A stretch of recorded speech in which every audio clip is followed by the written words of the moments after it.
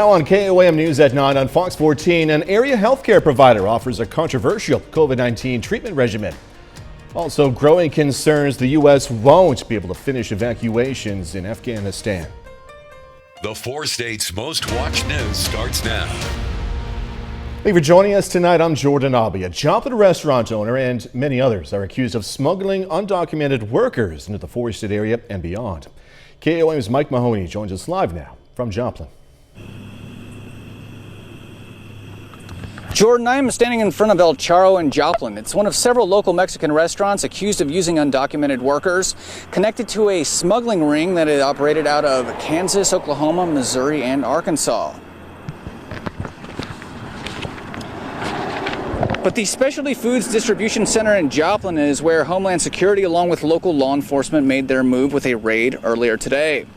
One of the people charged is Jose Bravo of Claremore, Oklahoma, who owns Specialty Foods Distribution in Joplin and several Mexican restaurants, including El Charro, El Charrito, and Playa Azul. Cantina Bravo in Webb City is also accused of using undocumented workers they obtained from the smuggling ring. Other people in the 4-state area named in the indictment include Jose Razo of Carl Junction, Anthony Dahl of Guatemala, who is living in Joplin, Miguel Tarin Martinez of Joplin, and Ramon Moreno Hernandez of Mexico. He is living in Nevada. Now, the alleged criminal conspirators are accused of not providing proper state and federal payroll taxes. They are accused of not paying overtime or workers' compensation. For more information on this alleged criminal conspiracy involving 45 restaurants in multiple states, head over to KOAMnews.com. Live in Joplin, I'm Mike Mahoney for KOAM News. Mike Mahoney, thank you. Police in Parsons, Kansas yesterday arrested a man accused of entering homes illegally while on drugs. Police say 50-year-old John Fields Jr. had been using PCP and marijuana when he tried to get inside an occupied car, was chased out of a home by the owner, and barricaded himself in an unoccupied home. When officers tried to arrest him, he grabbed a brick, tried to grab an officer's taser. No officers were hurt. Fields' charges include criminal trespass and aggravated assault on law enforcement.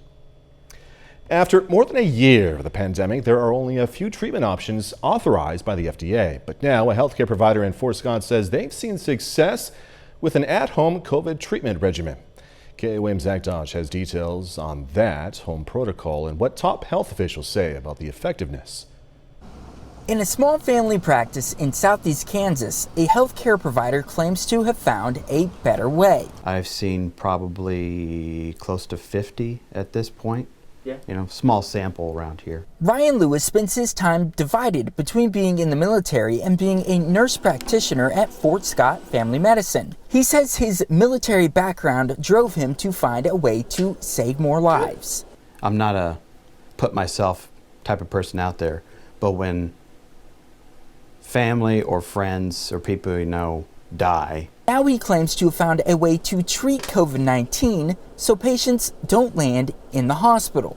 A lot of this at the first came from Dr. Peter McCullough down in Texas. He prescribes vitamin C, D3, and zinc, as well as medications like aspirin and berberine when symptoms are mild. If they get more severe, he adds prescription medications, including ivermectin and hydroxychloroquine. Then he monitors their progress. Of the roughly 50 patients he's treated, only 1 has been hospitalized, 2 had to go to the ER. That's it.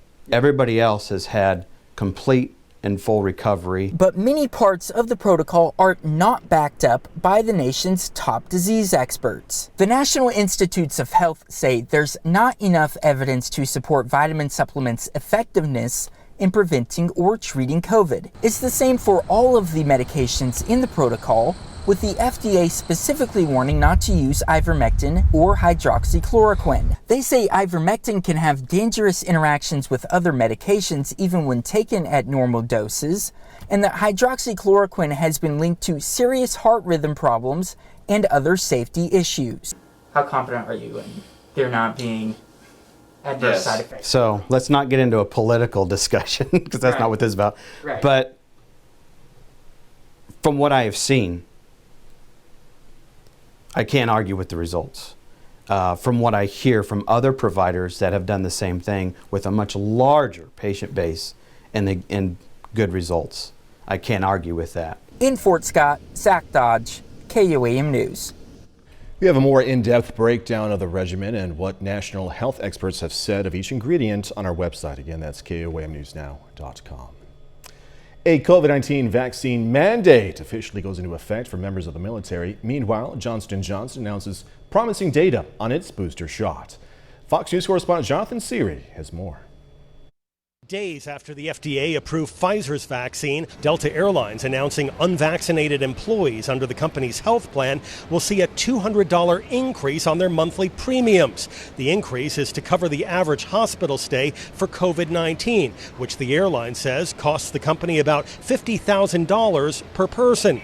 In Washington, Defense Secretary Lloyd Austin has ordered military troops to immediately begin getting the vaccine.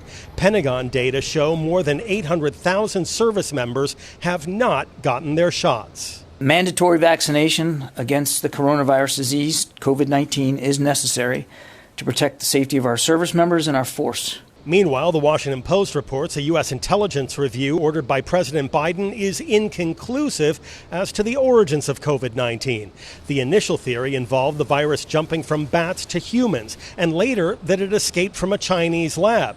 A Chinese foreign ministry official says U.S. labs should be investigated instead. It is only fair that if the U.S. insists that this is a valid hypothesis, they should do their turn and invite investigation into their labs. And today, Johnson & Johnson released clinical trial data showing a booster shot of its vaccine produces a strong immune response. People who received the booster saw antibodies increase 9-fold compared to 28 days after the first dose. Health officials are planning boosters as early as mid-September for those Americans receiving either the Pfizer or Moderna vaccines. In Atlanta, Jonathan Siri, Fox News. Chris Warner joining us now. Firstly, the forecast, more dangerous heat, Chris. Yes, unfortunately, that is the case. We will have more heat on the way through tomorrow, at least. Overall today, though, shaping up. 95 is what we hit. 74 is where we started the day. Well above normal, but not quite near records. Skywatch Storm Tracker showing us there's really nothing to track. You got to go pretty far out to find any kind of thunderstorm activity. So we're talking up here in Illinois and even a few storms developing out in Kansas. None of that's going to impact us here. What is impacting us here is this heat advisory. 7 p.m. tomorrow is when it runs to. The good news, if you're in Benton County, you've been dropped out of that. Throughout the rest of the evening, our temperatures will continue to drop off, if you can call it that. We're going to start the day at 76, warm back up to about 96, and maybe even a few isolated showers and thunderstorms. We're going to break down that full forecast here in just a few minutes. All right, Chris, thanks so much. Pittsburgh City Commission last night moved forward with a $1.2 million land acquisition. The land is going to be used to expand the city's North Industrial Park. The city will acquire a parcel of land located north of Atkinson Avenue and west of Free King Highway. Officials say the purchase is meant to help meet the growing demand for industrial space in the city. By the time somebody decides they want to be here, you still have to we have to purchase land, develop land, and that takes a long time and a lot of money. So to have sites ready to go and a piece of land that's big enough that theoretically we can have multiple sites on there, it's just a big advantage for us and something we've been trying to do for a long time. We're very lucky to get this one done. Officials say the parcel of land is nearly 200 acres in total. With just 6 days remaining until the deadline to withdraw troops from Afghanistan, there's growing concern tonight the U.S. won't be able to get everyone evacuated in time. Fox News correspondent Lauren Blash is on Capitol Hill with more on the debate over what to do. Every 39 minutes yesterday, a plane departed Kabul airport. As the Biden administration works to evacuate thousands from Afghanistan, we continue to be relentless in our outreach. On Capitol Hill, pressure is mounting for U.S. troops to stay beyond the August 31st deadline to withdraw. There's nothing special about next Tuesday. We need to have a mission focused on getting everybody out, and when everybody's out, then the mission's complete. He has to, as I say, weigh the equities of the danger versus the advantage, and I trust his judgment.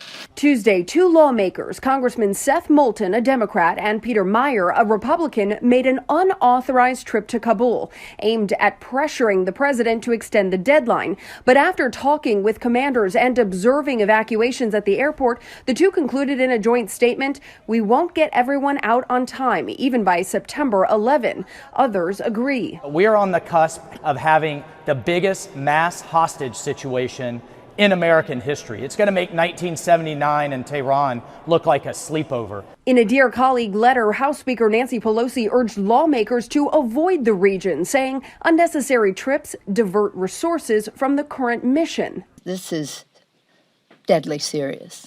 We do not want members to go. With the collapse of Kabul, roughly $6 billion in defense spending once dedicated to Afghanistan is now considered up for grabs, although some of it is expected to go to counterterrorism. In Washington, Lauren Blanchard, Fox News. The U.S. Supreme Court is forcing the Biden administration to reinstate a Trump-era program requiring asylum seekers to wait in Mexico while their cases are heard. Fox News correspondent Madeline Rivera is in Washington with the details on this ruling. The Biden administration dealing with a blow to its border response after the Supreme Court ruled 6-3 to uphold a lower court ruling to put the Trump-era Remain in Mexico policy back in place. The High Court says the administration likely violated federal law by trying to end the program that forces people to wait in Mexico while seeking asylum in the U.S. I'm very supportive of the Remain in Mexico policy. I think it's one of those things that makes such common sense. In its decision, the Supreme Court wrote the administration failed to show a likelihood of success on the claim that the memorandum rescinding the migrant protection protocols was not arbitrary and capricious. Texas and Missouri sued, claiming that getting rid of the policy would harm border states and further fuel the crisis at the border. Our Border Patrol agents tell us that it's a wide open border. Immigrant advocates like the ACLU, however, argue against the program, saying it punishes people for seeking asylum by trapping them in miserable and dangerous conditions. One immigration attorney in Texas says the policy will make his job harder by complicating access to clients. Having them await in Mexico, it creates the problem, first of all, of the time that we spend, traveling to Mexico, the access to that client. The Department of Homeland Security says it regrets the Supreme Court's decision and will continue to challenge the district court's order. However, it says it will comply in good faith as the appeal process continues. In Washington, Madeline Rivera, Fox News. KOAM News at 9 on Fox 14 takes this time now to honor another four-state hero. Derek Walrod served in the U.S. Navy in 1991. Native of Washburn, Missouri, Walrod spent time in KOAM earning numerous awards, including Expert Rifle. We are proud to thank and salute Petty Officer 2nd Class Derek Walrod. He's tonight's four-state hero. Nick Kelly's not here tonight. Chris Warner is next. Saved myself a little bit there. Chris Warner is next. We'll complete the forecast a bit later. The Nevada Tigers entering the season with high expectations after a big turnaround last year. Going to have the Tigers season preview in sports. It's been hot, it's been muggy, and that's actually really, honestly, the way it's supposed to be for the summertime. Didn't look that way, though. I've said that before on these nice cameras here. You can see Indigo Sky Casino and Resort, that, of course, just outside of Seneca, Missouri. A beautiful time lapse, barely a cloud in the sky. Look at how pretty that is. Over the last 36 hours, though, temperatures have not really looked all that pretty. We made it up to 93 yesterday, turned around and made it all the way up to 95 for today after overnight lows in the mid-70s. Right now at 7th and Range Line, it's clear, it's pretty nice, it looks all right. The temperatures are a little bit better. They're not fantastic, but they're a little bit better. 84 is where we're at. We got clear skies. The wind is now calm. Still feels like 88. We got a dew point of 70, which is why there's still a heat index even at this hour. Temperatures across the region looking like much of the same. We've got mid-80s across the area, and the dew points are actually up a little bit in some areas compared to where they had been, and that puts them in that muggy to soupy range, and that's why we have a heat advisory. It's in effect. So we'll get to that in a second. Here's where heat indices sit across the area. Upper 80s, lower 90s, even this late at night. Still feeling pretty toasty. So as we go through tomorrow, temperatures aren't going to look too bad. We're going to start the day about 76. We're going to warm up to 96. And you see this little thunderstorm icon. We may see a isolated to widely scattered storm in the area. I think most of us are going to remain dry. And that's why, again, heat advisory still in effect till Thursday at 7 o'clock, except for Benton County. They lucked out. Skywatch storm tracker, not a thing going on. There's activity out there up in Illinois and even some severe thunderstorms out in Kansas. None of that going to impact us. The heat indices as we go into the future aren't going to be too pleasant. Temperatures tomorrow, again, starting the day, not too shabby. And then the sun comes out and it starts to heat up. We're looking at an afternoon high of around 96. And there's some of those little pop-up storms. Again, the majority of us are going to remain dry. And then by the time we get into the overnight, those storms are long gone. Temperatures really don't drop off all that much, and tomorrow it's going to warm up, Friday rather, it's going to warm up once again to about maybe 95, 96 for some of us. Then we do have a cool down that's going to come in. So starting the day, Saturday morning, about 75, those temperatures aren't going to be too bad. A little closer look, wanted to show you some of that storm activity. So here's some of it in northwest Arkansas, and then as we go through the evening, it's a 6:30, a few storms maybe in the area. They might provide a little relief, but they're really not going to do all that much for us. And then again, it clears out and doesn't look too shabby overall, except for those temperatures. So as we head into the future, there's those heat indices getting way up there again, looking rather unpleasant. 7-day forecast, though, looking a little more pleasant. We got a bit of a cool down this weekend, if you can call it that. 92 by Saturday, 89 on Sunday, before temperatures start to rebound again. And then again, a few pop-up storms still possible. All right. Chris Warner, thank you as always. Coming up, no end in sight. CAL FIRE says a wildfire inching closer to Lake Tahoe has now become their #1 priority. I'm Jonathan Hunt. More on that story coming up. Not even halfway into California's peak wildfire season, the state has already faced just about all it can take. Now the White House is stepping in to help. Fox News correspondent Jonathan Hunt has the latest. President Biden has approved a disaster declaration for California to help free up more federal funding to battle what has been one of the state's worst wildfire seasons on record. More than 1.3 million acres have already burned. The biggest fire, the Dixie Fire in the north, accounts for nearly half that total. About 100 miles south, fire crews in El Dorado County are focused on trying to keep the Caldor Fire from jumping Highway 50. CAL FIRE says it's knocking on the door of Lake Tahoe. Years ago, I would have never thought that we'd be having Tahoe as a threat. Now we're starting to realize that anything's possible. The steep and rough terrain in its way would typically be another hazard for firefighters. But it also means there's not as much to burn, and they're hoping that could help slow the fire down. A lot of granite, a lot of other natural fire barriers. Lake Tahoe is a popular tourist destination known for its scenic views. Right now, those views are largely hidden behind a thick curtain of smoke. Officials there are recommending people stay indoors because the air quality has tested at hazardous levels. I couldn't see, and I had to put on a N95 in the car because the smoke was so thick. CAL FIRE says the Caldor Fire, which broke out less than 2 weeks ago, has quickly become the state's #1 priority. In Los Angeles, Jonathan Hunt, Fox News. Next, new health screening guidelines. Updated guidelines for diabetes testing could help save lives. I'm Marianne Rafferty with more on the new age. Health officials say you should start screening for the disease. Coming up. The first time in 6 years, doctors are issuing new protocols when it comes to screening for type 2 diabetes. Fox News correspondent Marianne Rafferty reports. Health officials releasing new, potentially life-saving guidelines for Americans at risk of developing type 2 diabetes. According to the U.S. Preventative Services Task Force, overweight and obese people should be tested for diabetes earlier than ever before, starting at the age of 35 instead of 40. This advisory comes as the nation continues seeing a dramatic increase in obesity levels, with 3 in 4 Americans now considered either overweight or obese.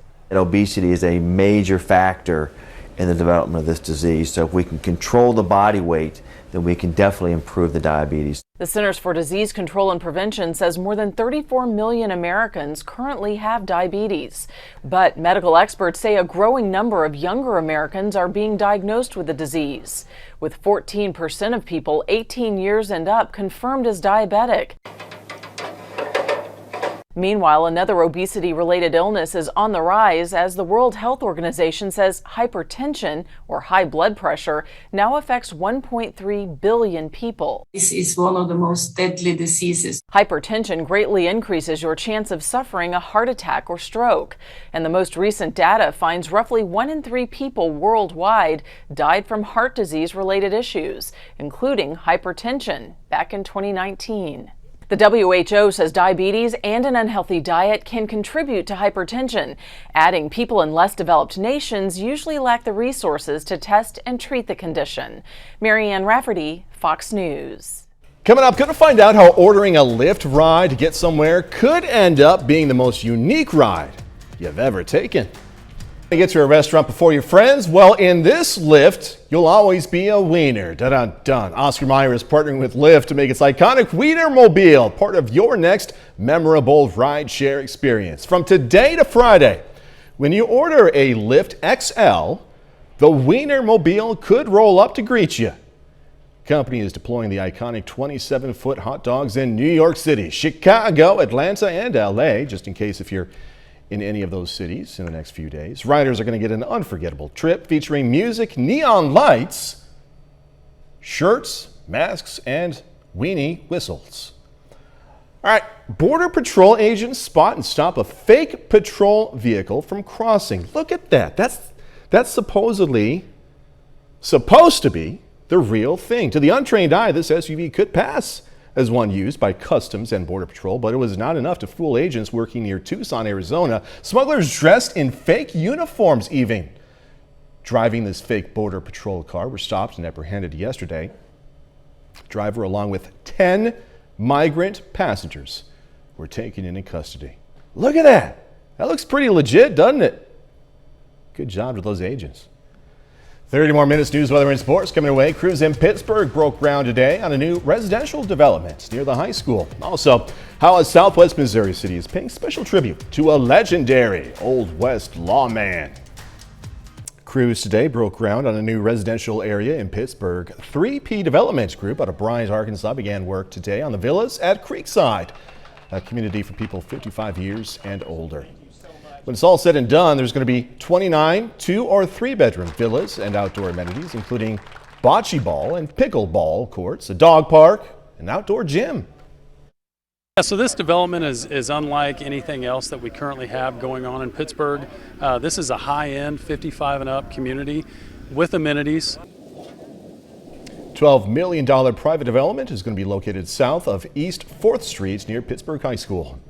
Groundbreaking celebration in Lamar, Missouri. The Barton County Chamber of Commerce has been fundraising to develop a park dedicated to the legendary Old West lawman Wyatt Earp. Earp was born in Illinois but moved his family to Lamar around 1869 when he was 21 years old. I didn't know that. That's pretty cool. During that time, he served as constable in Lamar.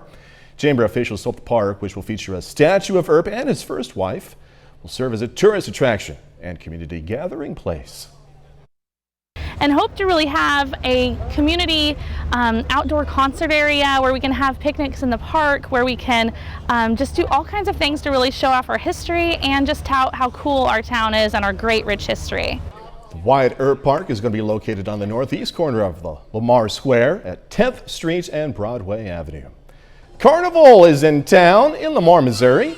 It's the 70th annual Lamar Free Fair at Constitution Square. The month-long event started on August 7th. Organizers want people to keep a few things in mind, though, if they attend.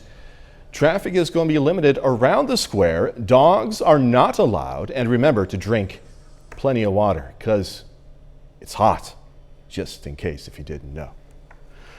Some frontline workers in Colorado say they're not going to comply with Denver's vaccine mandate, even if it means the risk of losing their jobs.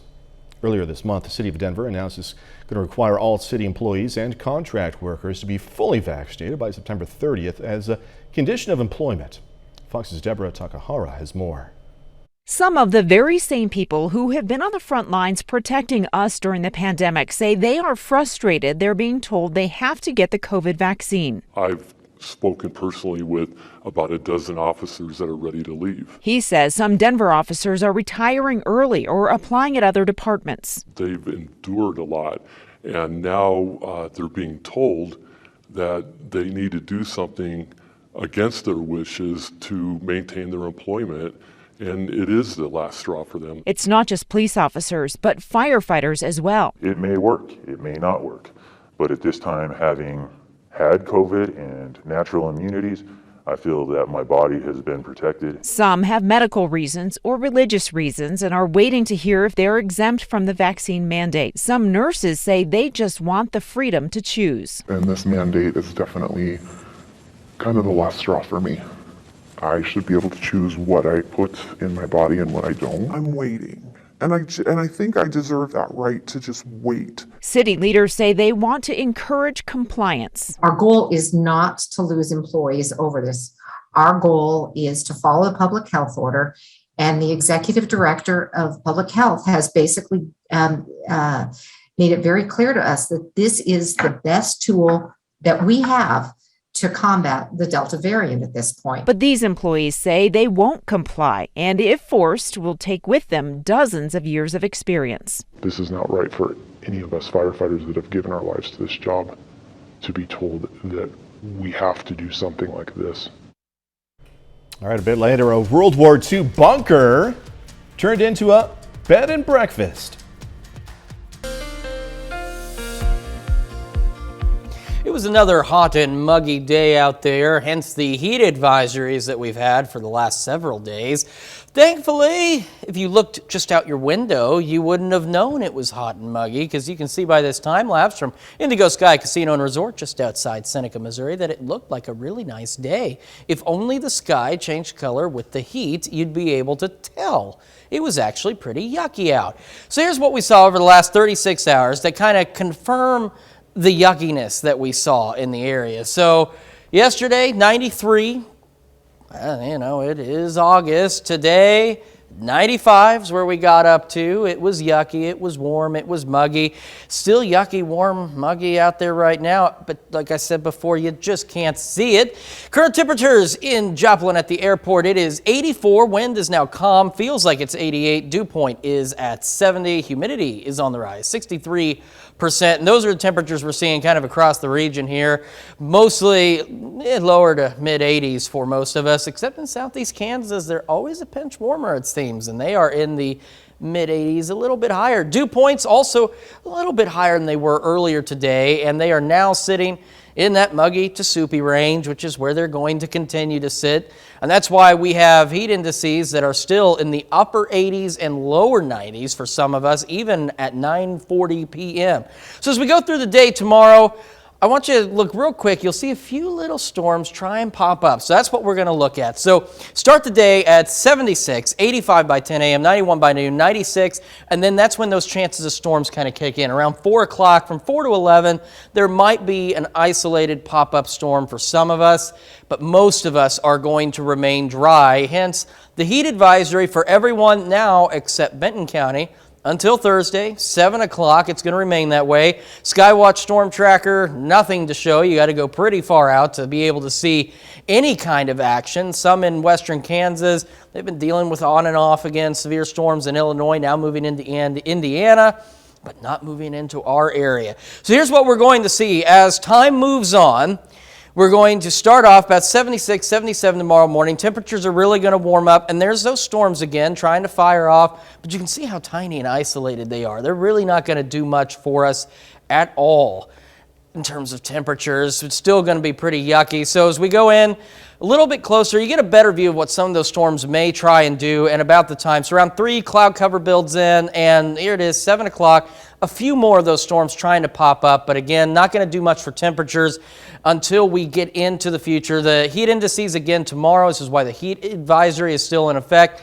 well into the lower 100s for most of us, and it is going to remain that way until we get into the weekend. Friday, our last hot day, no heat advisory there, but a little bit of a cool down and maybe an isolated storm or two as we head into the weekend. All right, Chris Warner, thank you. Coming up in sports, the Nevada Tigers aiming to continue their strong running game this fall. Also, Webb City and Joplin preparing for a big Week 1 showdown. Jacob Leonard has more on Friday's matchup next. The Missouri high school football season is just 2 days away. Friday night, we start with the big one in Southwest Missouri featuring Webb City and Joplin. Now, these two teams meet in Webb City Friday night in Week 1. This matchup has been really good the last few years. Last year, the Eagles beat the Cardinals 41-40, their second straight win over Webb City, and the Cardinals' only loss in the regular season. Of course it gives us confidence and motivation, but like always, I mean, Webb's a really, really good team, so I mean, they can come out and beat anybody no matter how good they are. If we come out there with the mindset that we're just going to beat them and not have to worry about it, then they could run it up on us and then beat us. So we really have to take every person seriously and every game seriously. We've been ready since the last time we played them. You know, losing them 2 years in a row, it's not something that we like, so we're trying to make up for it this week. Well, the Nevada Tigers also open up the season on Friday night. The Tigers had a big-time turnaround last season, winning 7 games after going winless in 2019. And Nevada has plenty of guys back from that team, aiming to continue their climb in the Big 8 this fall. Momentum is building for the Nevada Tigers. The last year, after going 0-10, just pretty rough on your confidence, but then coming out, having a good season, just looking forward to having another one this year. I thought the energy level and the confidence was high last year, but it has carried over. We've got a lot of kids that have a lot of confidence. They're not arrogant, but they believe in themselves and they believe in each other, so that's always a good starting point. Everything starts up front for Nevada with an offensive line that helped the Tigers rush for 321 yards per game last year. We have 4 young men on the offensive line that are now 3-year starters. So they've been starting since they were freshmen or sophomores. It's a lot of experience. They know what to do when people blitz. They know how to pick up stunts. They know how to block. They know how to double team and come off a double team. So it's just been real effective for us so far this summer and early fall. Behind that offensive line is a deep and talented backfield led by all Big 8 selections Eli Chaney and Case Sanderson. We're loaded in the backfield. We've got a lot of good running backs. We can go 4 deep at tailback and 2 or 3 deep at wingback. We can go 2 or 3 deep at fullback. So we just feel like we're really talented in the offensive backfield. The Tigers are hoping to compete for a conference title and make a run in the playoffs. But more than that, they just want to play well and leave it all on the field every Friday. It's always good to get those wins, but just playing our best, playing as hard as we can every play. It just doesn't really matter, the wins or losses, just how we all play as a team. A lot of times people look at wins and losses based on whether or not they had a successful season. We tell our kids all the time it's about execution, because in our conference you can execute at a pretty high level and still get beat. And there's times where I've had teams that didn't execute very well at all and still won the game. So we're just successful for us as long as we feel like we're executing at a high level every night and we're preparing to the best of our abilities all week long. And Nevada opens up the season on Friday at home against Logan Rogersville. That's a look at sports. We're back with more news after this. You're searching for the perfect vacation rental. The last place you might look is underground. But that's exactly where guests are going in France to experience a bunker turned bed and breakfast. Reporter Ian Lee has this story. Drive by quickly and you might miss this bed and breakfast buried in the French landscape. Bonjour. Owner Serge Collou is a bit eccentric. You'd have to be to convert an old World War II bunker into a guest house. He says we adapted this bunker while preserving a certain feel, but we wanted to give the building a new lease on life. It took a lot of elbow grease and more than 18 months to renovate his 4,300 square foot crib. Adorned with artifacts from the war, the hideaway is a hot spot for history buffs and a party pad too. Collou has his stash of booze locked away because he says guests aren't the only ones who like to let loose in the bunker. But underground fortresses aren't unique along the French coast. Germany built hundreds during World War II, part of its Atlantic Wall that failed to defend against Allied forces. Nearly 80 years later, most are just wasting away in the sand and salty air. Her Ferrand has dedicated his life to save this dark chapter of French history. He says these bunkers will eventually disappear, so we should preserve the most beautiful ones. Like Toulouse, where for just under $400, you too can spend a night in this room without a view. The bunker turned B&B has been open for about a year now and has had both French and German guests. Next, going to catch up with Terry Bradshaw and Howie Long about football and giving you money. Bradshaw and Howie Long are prepping for more Fox NFL Sunday. We joined the duo to talk more about the upcoming season and a new Fox Bet Super 6 campaign where fans can win big. Here's Fox's Ashley Dvorkin. Download the free-to-play Fox Bet Super 6 app. Get those picks ready. The free-to-play Fox Bet Super 6 app is offering a chance to win Terry's money. We were behind the scenes with Terry Bradshaw and Howie Long as they kick things off. You get that app, and then you go on, and then you pick 6 games. Okay, you got to get the spread. If you get all 6 of them that day, big money. Then you win. But if more get it, then of course whoever wins, they split it up. And the more people that sign up, more money. More money. There you go. Last year, the very first person that ever won was $250,000. This interactive app for viewers is a fun add to their day jobs. As former players, yeah, we don't think about bets and spreads. Yeah, as a player, I never saw a spread. Big plays can also be made with the Fox Bet Sportsbook in select states. Whoa, look here, Howie. The longtime friends have worked together for over 25 years now and are gearing up for more Fox NFL Sunday. We laugh from 5 in the morning till 5:30 at night every Sunday. It's the off season. We'll stay in contact via text and calls, etc., and FaceTimes. But as soon as we walk back in the building, it's like we've been together. We hadn't missed a beat. They shared what their training camp is as they get ready for the season. I think it's healthy to pull away from it a bit.